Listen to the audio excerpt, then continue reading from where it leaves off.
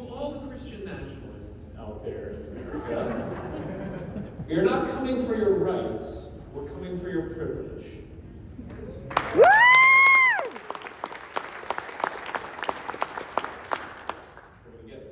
That is the dedication of my latest book, American Crusade, How the Supreme Court is Weaponizing Religious Freedom. And now, thanks to this packed Supreme Court, religious freedom is the tool, the weapon of Christian privilege, of Christian supremacy. And religious freedom is something we all ought to cherish. It's what protects everybody here in this room. It's what guarantees our right to be blasphemous, godless heathens. Right?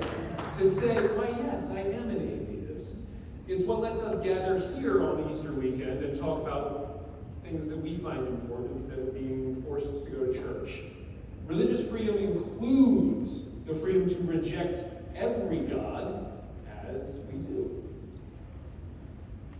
In other words, religious freedom is a shield, and it has long been a shield, this hallowed protection against government overreach.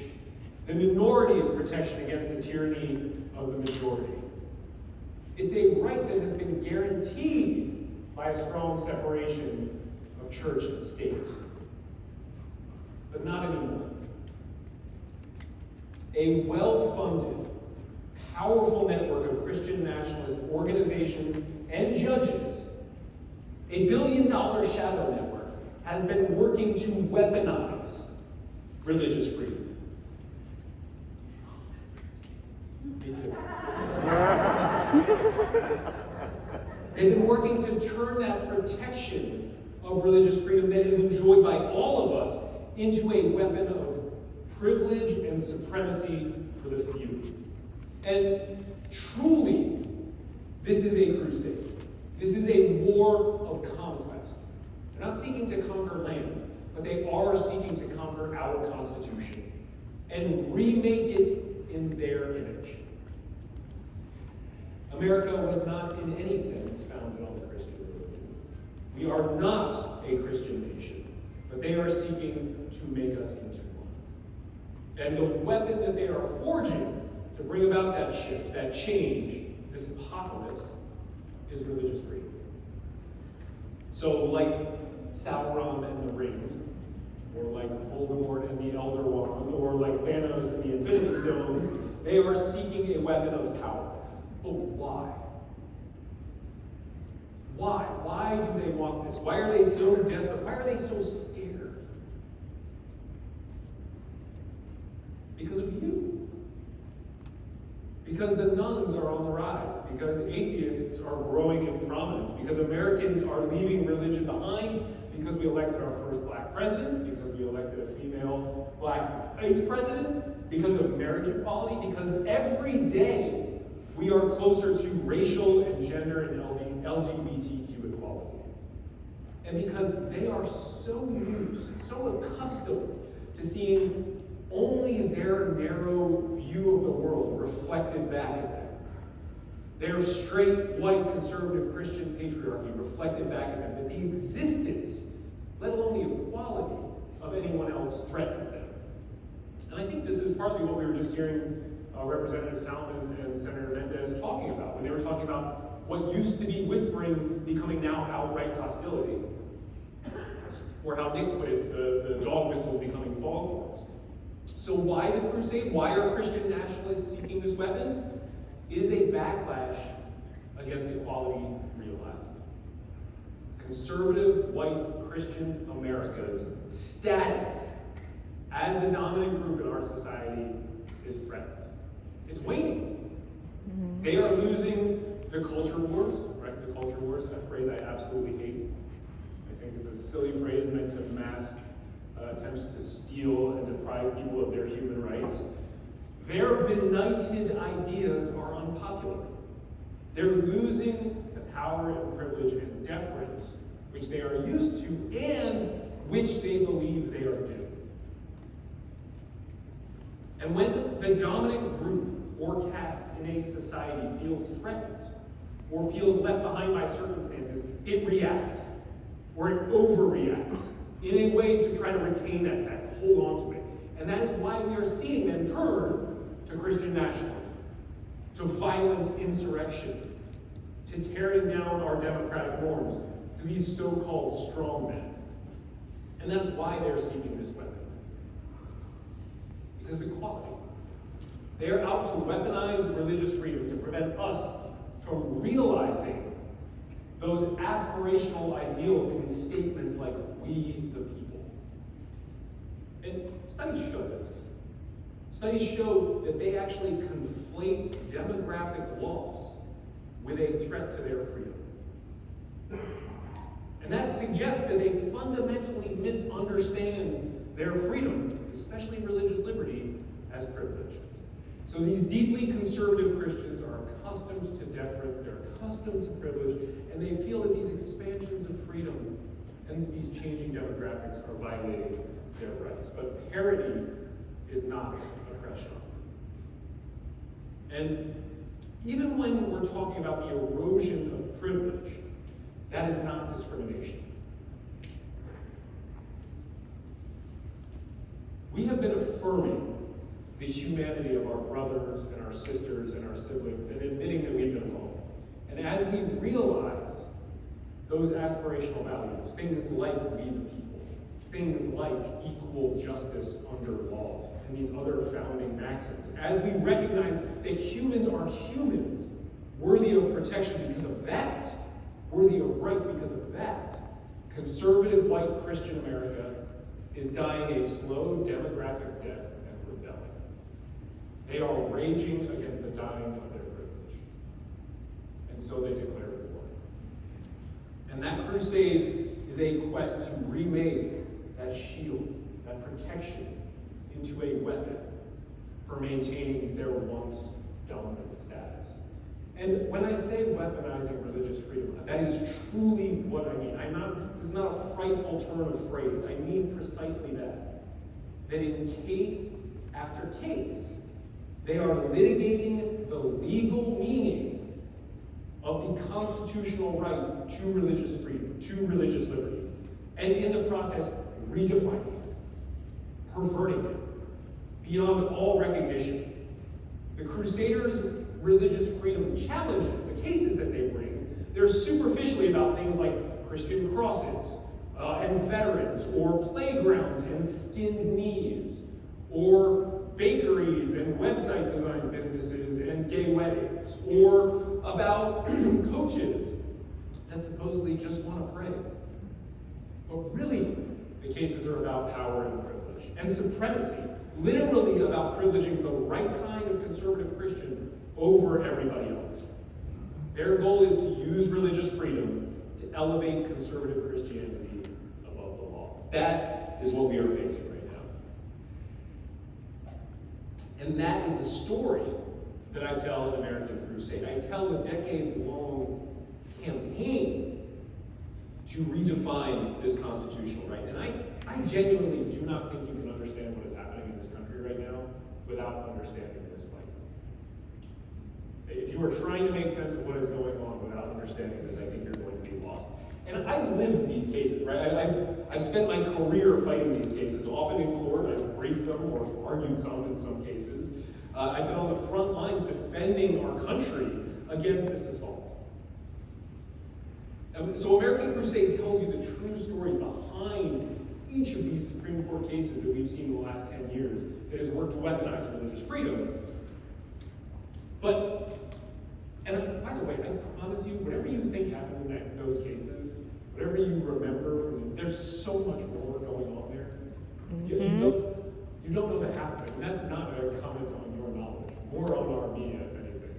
The legal media in particular tends to prize balance over truth, especially when it comes to legal cases, and they like to treat everybody involved as though they are genuine and honest and fair-minded, and the Crusaders are not any of those things.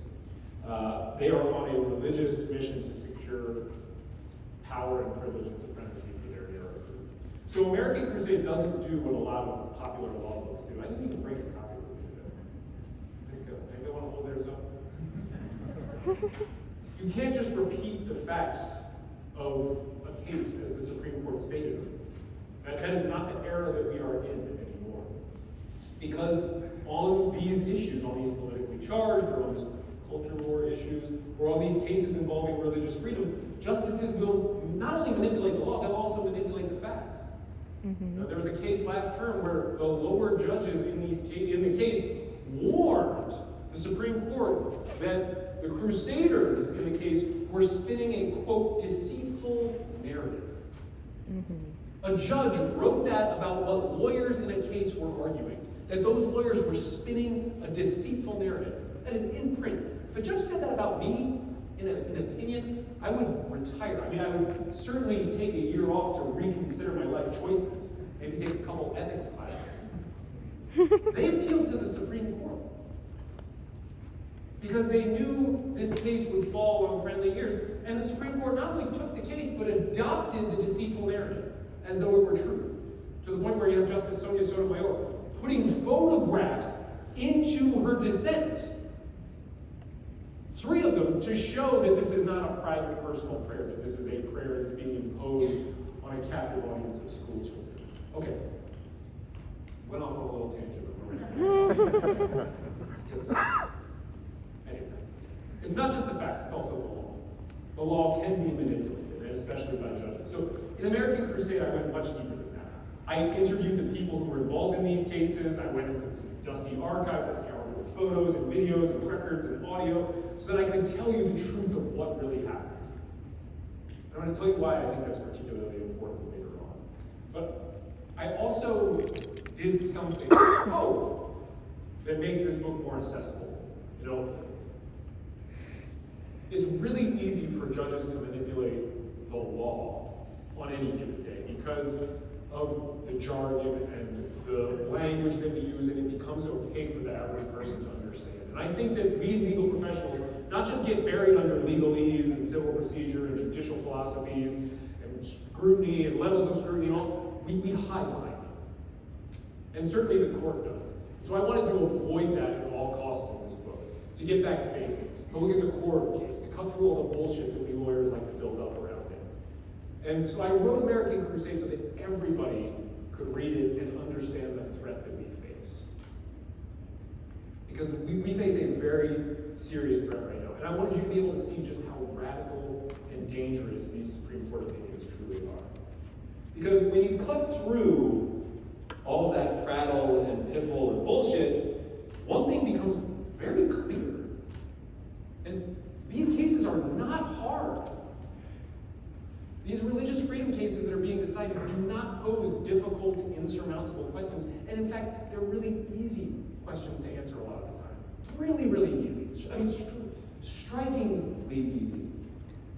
So, I wanted to do that. And in the book, I draw these 3 lines to help us analyze these easy questions.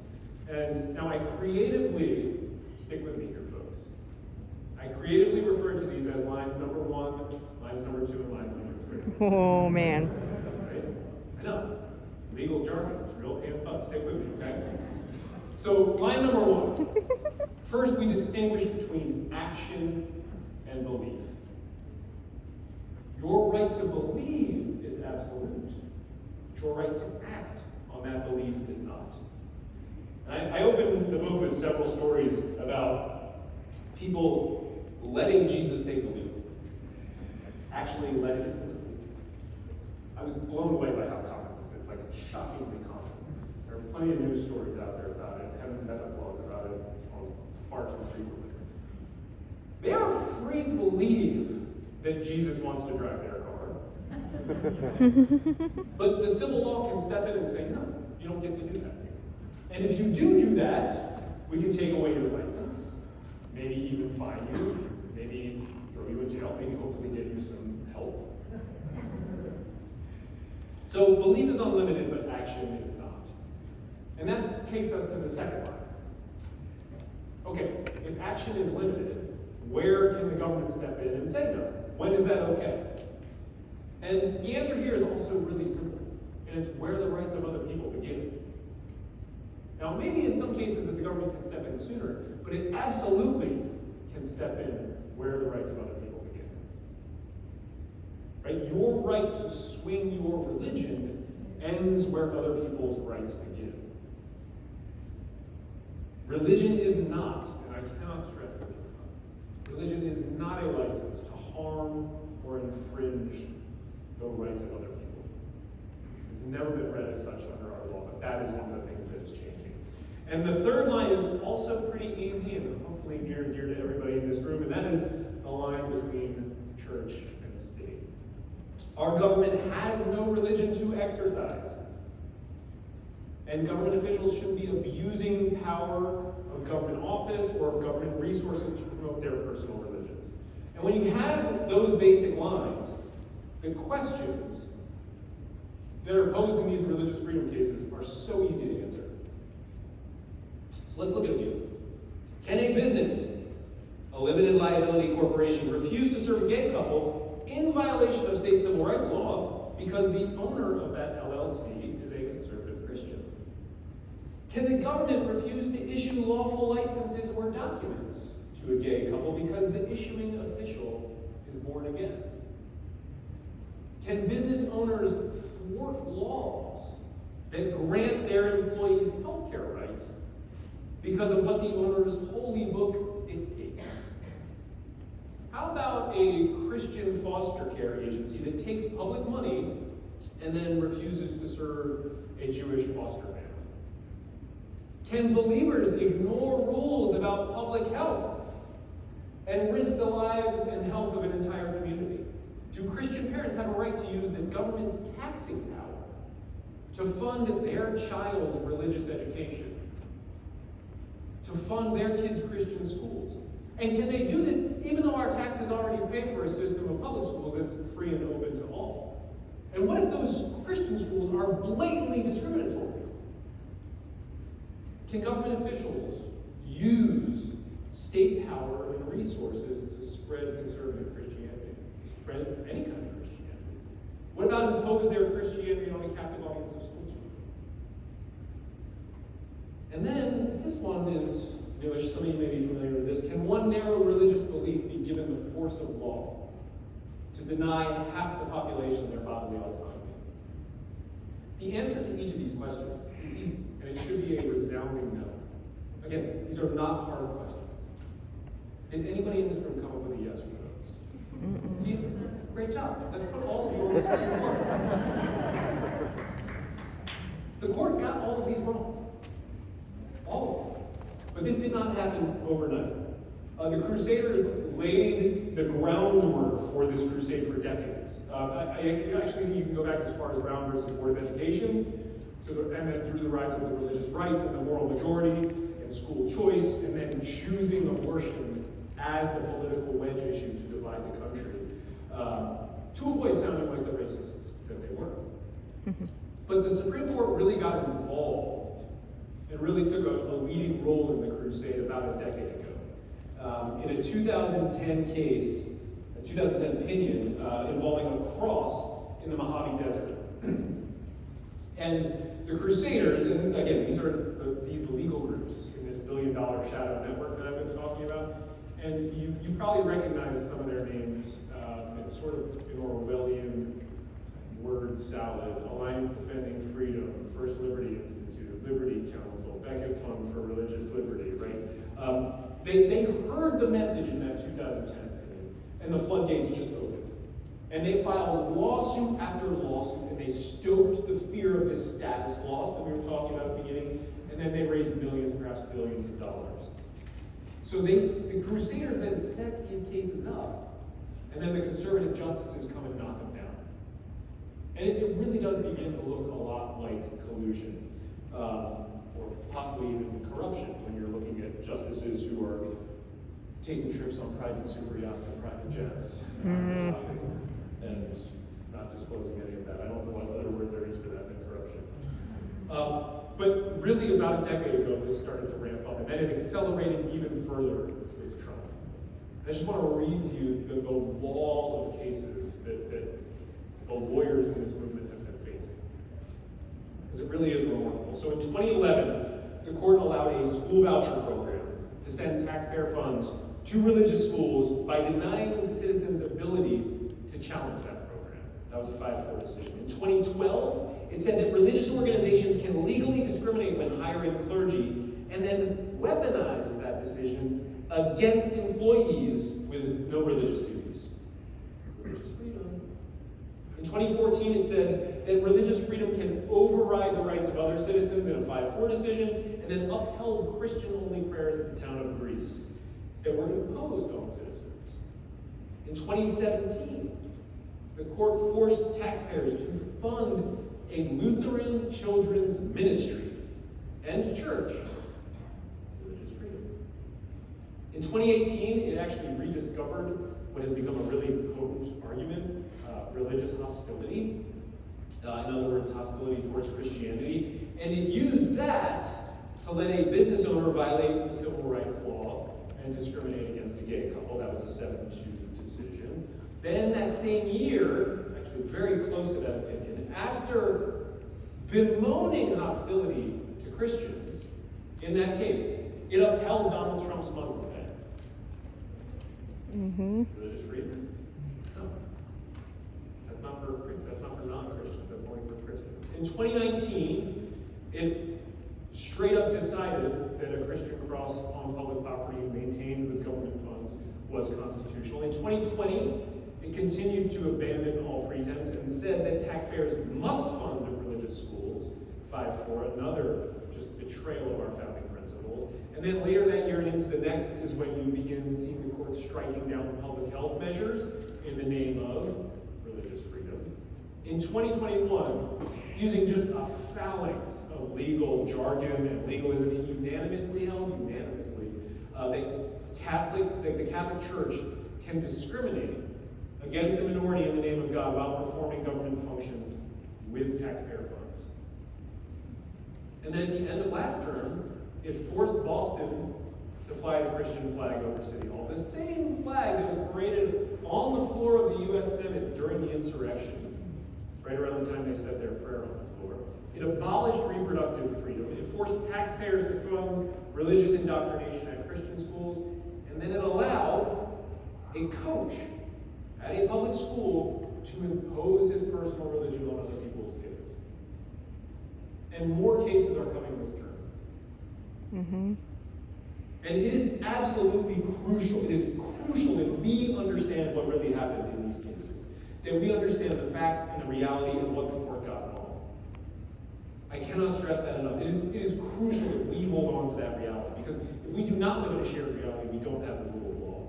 And there is going to come a time, and I hope it's sooner rather than later, when we are going to need to restore the rule of law. When we have a court that will reconsider these opinions, these warped cases which have helped advance this crusade. And we not only need to remember to cling to that reality, but we need to be ready when it comes. And that is because the conservative justices on this Supreme Court are not impartial jurists, carefully deciding these cases, carefully working to determine the true meaning of a constitutional provision without any bias.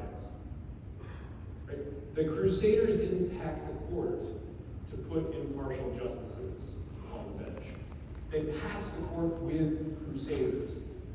And this is just a crucial piece of this story that I think we've not focused on enough. And I try to do that a little bit in the book. And Leonard Leo, how many people have heard that name? I have. More and more. Leonard Leo is universally recognized as the guy, the man, who orchestrated the hostile takeover of the Supreme Court. He ran the Federalist Society and a number of other parts of the network that I get into in the book. But a former employee described Leonard Leo's mission like this. Pay attention, this is so important. He figured out, he being Leonard Leo, figured out 20 years ago that conservatives had lost the culture war.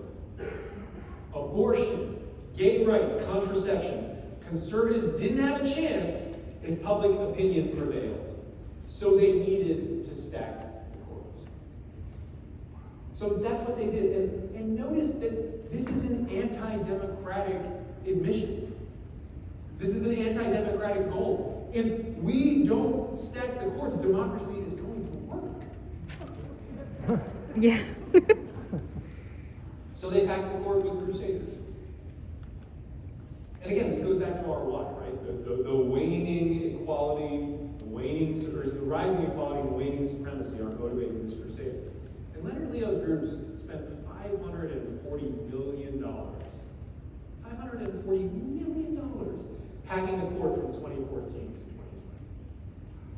Now, you can believe that they spent that kind of money to put impartial justices on the court, but they didn't. You don't spend $500 million to get impartial decision makers. They bought a court. They bought a court. And Leo's job throughout this process, selecting these nominees, vetting these nominees, he was described as, quote, the monitor of the nominees' ideological purity. Monitor of the nominees' ideological purity.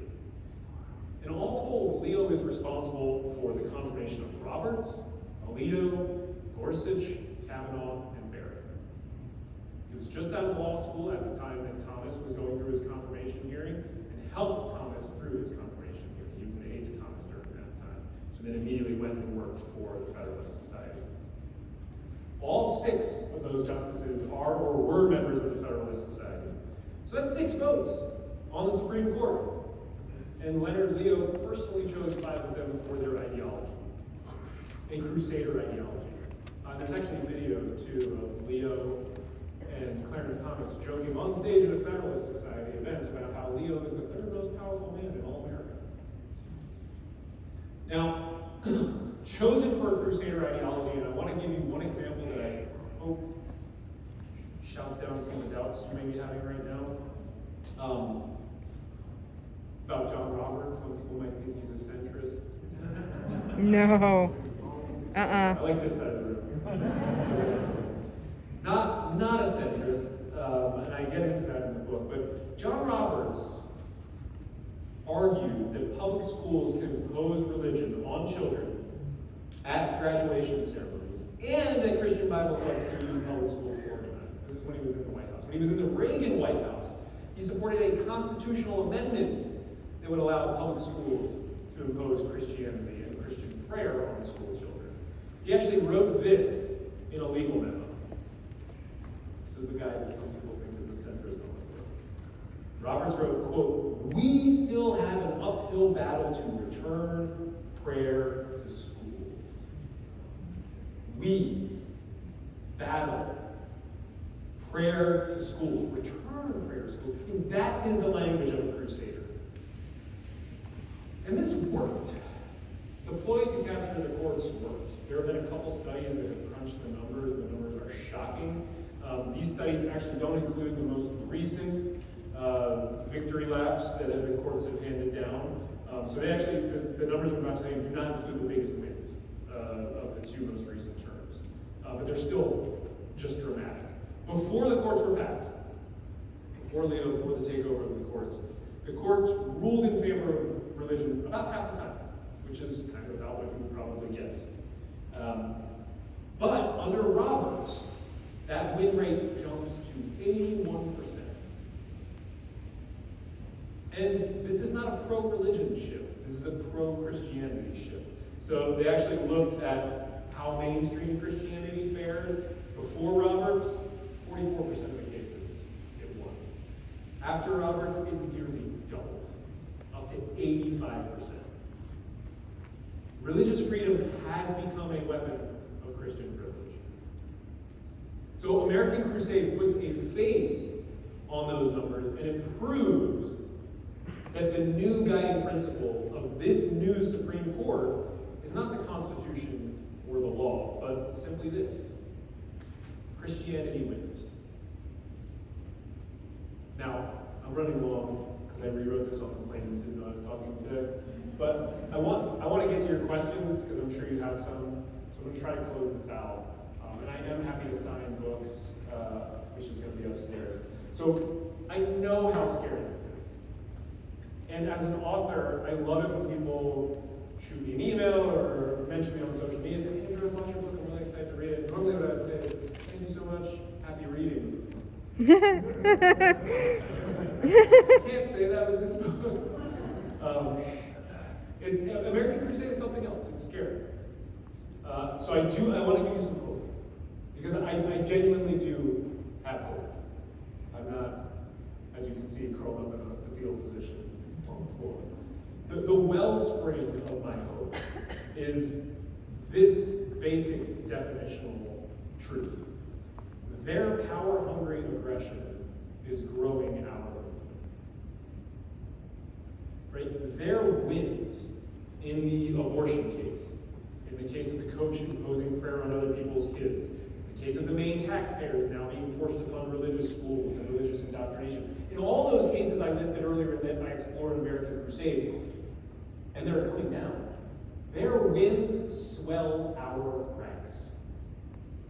Because they're actually creating this feedback. Remember the why. Why are they doing this? They see the shifting demographics. They see the loss of their power and privilege.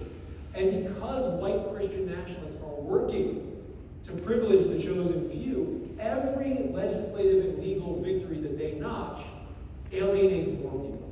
It drives more people away from that movement and sends them into our welcoming arms. Their power-hungry aggression is growing our movement. So, I do have hope.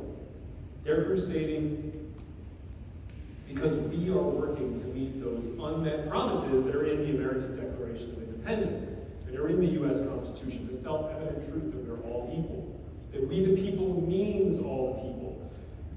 And look, I know previous generations have failed to realize those aspirational goals, and they've left it to successive generations, to their children, to contend with human tragedies and violations like slavery and segregation and the subjugation of women, and discrimination against LGBTQ people, and the climate crisis now.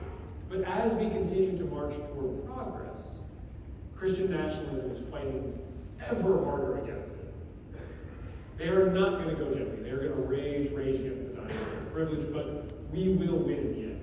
Because they fight only for themselves. And where they are selfish, we are selfless. They want supremacy, we want equality. And that's why, in the end, we will triumph.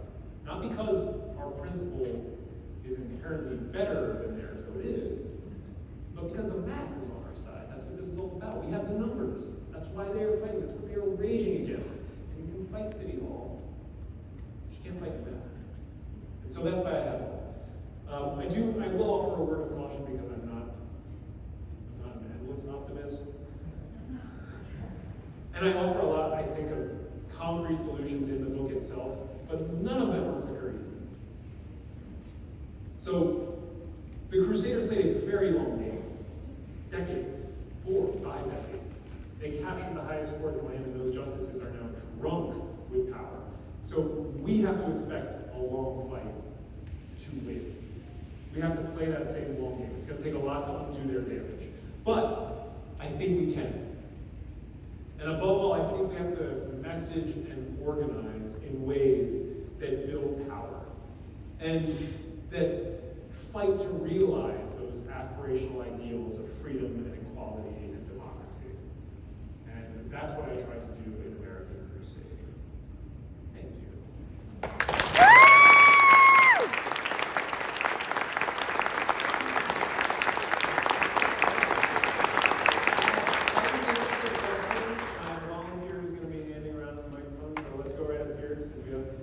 And I will say too, American Crusade's for sale upstairs, so is the founding myth. If you want a copy of that, I'm happy to sign either. And every lie, myth, or piece of disinformation you've heard from a Christian nationalist is gutted and rebutted in the founding myth. If you want to win those arguments online and on social media, if you want to win the argument with your family member over Easter or Thanksgiving, get the founding myth. Hear, hear. I just have a quick question for you. Do you know how old Robert F. Kennedy was when he became president? And secondly, do you have any ideas about going for that? I do not know how Robert F. Kennedy was. Do I have any ideas about? Are you asking me if I'm running for president? I mean, not now. Do it. I said that. Called to serve. No, I mean, I've thought about running for office. I've written a lot. I don't remember who it was. There was a law professor who once wrote about the difference between, he said, a lot of people are unelectable, but I'm unconfirmable. Probably, that might be where I am. But I am not above trying something like that. I'm having a lot of fun doing what I'm doing right now. So I would consider it, but I am not. Excuse me.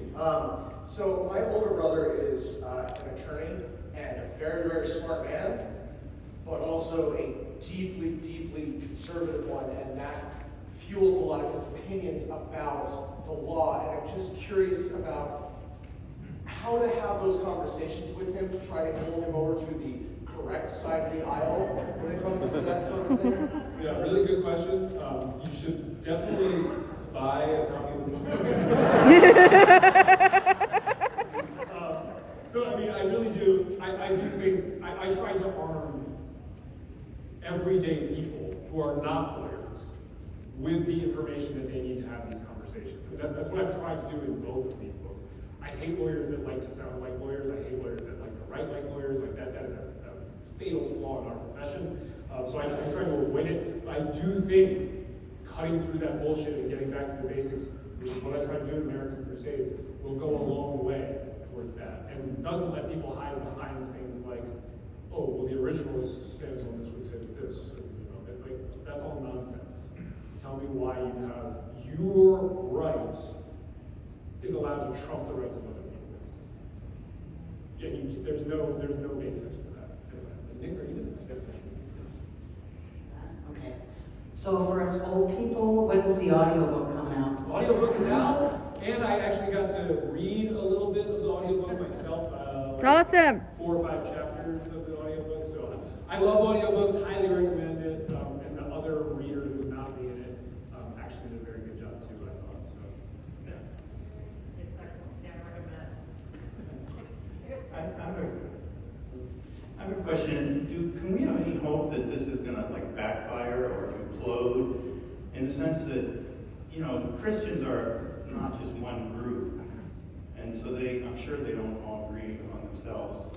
They don't. No, I mean, look, there are some groups that I do a lot of work with. Baptist Joint Committee for Religious Liberty. Yeah. Christians against Christian nationalism. Is a group that they run. And we have to build these alliances and bridges if we're going to defeat Christian nationalism. We cannot do it alone in this room. It's just not possible, right? You can't fight the back. Right? We have to reach out and build those bridges where we can. My dream would be to not have to fight this fight and be able to sit down with my Christian friends and be able to have a beer and chips and guacamole and talk about the existence of God or the non-existence of God and have those fun philosophical conversations. But the fact is we're fighting fucking fascism right now and authoritarian. Yeah. We have to get behind every outline we can and fight that first. I don't know where the mic is.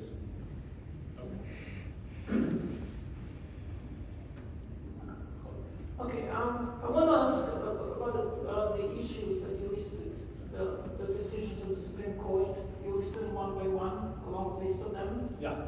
Assuming there was willingness on the part of the delegates to fix those issues, like in 2020 when they had the presidency, the House, and the Senate, they could have acted. So how many of those cases could have been acted with legislation, and how many of them would require a constitutional change? So I am not optimistic about a lot of the possible legislative fixes. I think we should try them, but every single progressive policy fix or statutory fix that we come up with, all roads lead back to 1 First Street. All roads lead back to the Supreme Court at some point. So unless we fix that root problem, which to me means expanding the size of the Supreme Court and rebalancing it. Woo! And not allowing a hostile takeover to stand, that is, I think, where we need to be investing a lot of our resources I do talk about that quite a bit at the end in the last few chapters of the book. So if you pick up a copy, you'll get a more comprehensive answer. Hi. I'm on the side of the optimism on this. I'm seeing this as a last gasp to allow power, that the lies that were put in the Kennedy case are basically a sign of what's happening in Tennessee. And also now with the 303 design standing issue. What I see the Supreme Court doing is, do they not think, does it look like their opinion is the sectarian violence that was in Northern Ireland in the 70s is what they really want to bring here?